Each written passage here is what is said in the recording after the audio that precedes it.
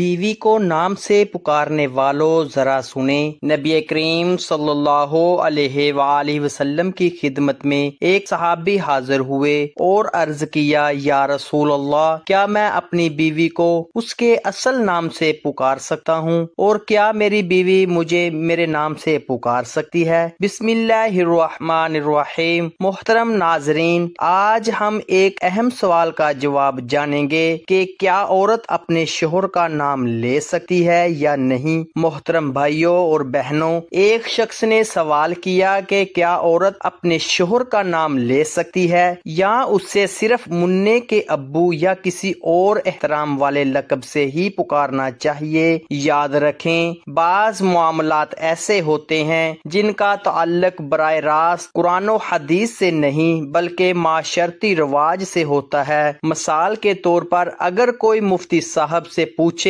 کیا میں قمیض اتار کر نماز پڑھ سکتا ہوں، تو ایک سمجھدار مفتی یہی جواب دے گا کہ ایسا نہ کریں، یہ بے ادبی کے خلاف ہے۔ حالانکہ صحیح بخاری میں حضرت جابر بن عبداللہ رضی اللہ تعالی عنہ سے ثابت ہے کہ انہوں نے بغیر قمیض کے نماز ادا کی۔ جب کسی نے پوچھا کہ آپ ایسا کیوں کر رہے ہیں تو فرمایا کہ میں نے جان بوجھ کر ایسا کیا تاکہ لوگ سوال کریں اور انہیں مسئلہ سمجھایا جا سکے۔ اس زمانے میں صحابہ اکرام رضی اللہ تعالی عنہ کے پاس لباس کی کمی تھی، اس لیے یہ معمول تھا اور اسے بے ادبی نہیں سمجھا جاتا تھا۔ آج اگر کوئی اس حدیث کو دلیل بنا کر لوگوں کو بغیر قمیض نماز پڑھنے کی ترغیب دے تو یہ دانش مندی نہیں بلکہ غلط فہمی ہوگی، کیونکہ زمانہ، حالات اور معاشرتی عرف بدل چکا ہے۔ اسی طرح صحیح بخاری میں ایک واقعہ ہے کہ ایک صحابی انتہائی غریب تھے۔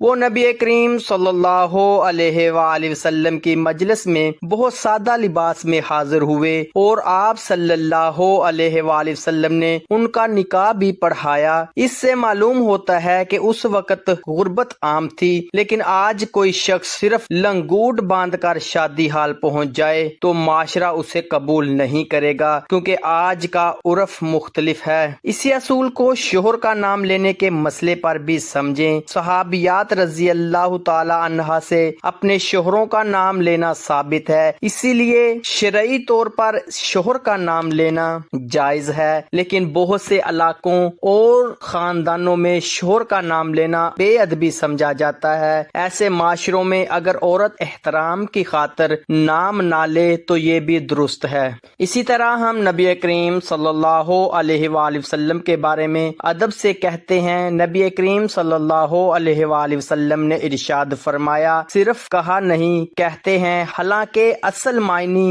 ایک ہی ہے۔ یہ ادب ہمارے معاشرتی عرف کا حصہ ہے۔ امہات المومنین رضی اللہ تعالی عنہ بھی عام طور پر رسول اللہ صلی اللہ علیہ وآلہ وسلم کا نام لے کر مخاطب نہیں ہوتی تھی، کیونکہ آپ صلی اللہ علیہ وآلہ وسلم کے ساتھ ادب کا تقاضا یہی تھا۔ لہٰذا اصول یہ ہے کہ اگر کسی معاشرے میں شوہر کا نام لینا بے ادبی سمجھا جاتا ہے، بہتر ہے نام نہ لیا جائے، اور اگر وہاں اسے بے ادبی نہیں سمجھا جاتا تو نام لینے میں کوئی گناہ نہیں۔ اسی طرح شریعت نے عورت پر اپنے محرم رشتہ داروں، سکے بھائی کے سامنے مکمل پردہ فرض نہیں کیا، لیکن باحیا خاندانوں میں بیٹی یا بہن پھر بھی دوپٹہ اوڑھ کر بیٹھتی ہے۔ یہ احترام، حیا اور اچھے معاشرتی آداب کا حصہ ہے۔ اس لیے ادب اور حیا کا تعلق بڑی حد تک معاشرتی عرف سے بھی ہوتا ہے۔ قرآن مجید میں اللہ تعالیٰ نے میاں بیوی کے تعلق کو محبت، رحمت اور سکون کا رشتہ قرار دیا ہے۔ اللہ تعالیٰ فرماتے ہیں، اور اس کی نشانیوں میں سے یہ ہے کہ اس نے تمہارے لیے تم ہی میں سے جوڑے پیدا کیے تاکہ تم ان کے پاس سکون حاصل کرو، اور اس نے تمہارے درمیان محبت اور رحمت رکھ دی۔ اس آیت سے معلوم ہوتا ہے کہ اسلام کی اصل تعلیم یہ ہے کہ میاں بیوی ایک دوسرے کے ساتھ عزت، محبت، نرمی اور احترام سے پیش آئیں، چاہے وہ ایک دوسرے کو نام سے پکاریں یا کسی احترام والے لقب سے۔ نبی کریم صلی اللہ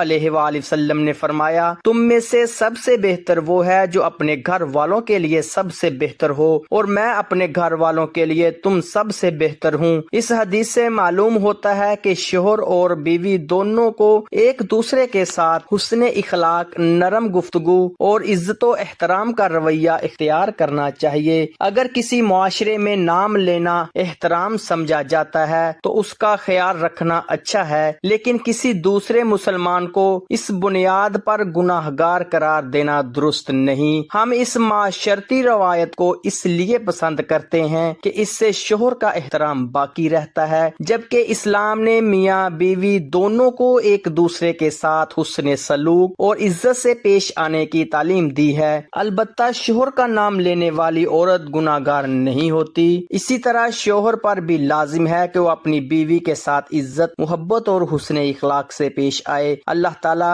ہمیں شریعت کے مطابق زندگی گزارنے، ایک دوسرے کا احترام کرنے اور حق بات سمجھانے اور اس پر عمل کرنے کی توفیق عطا فرمائے، آمین یا رب العالمین۔ آخر میں آپ بھی کمنٹ میں اللہ تعالیٰ کے 99 اسماء حسنہ میں سے کوئی ایک مبارک نام ضرور لکھیں۔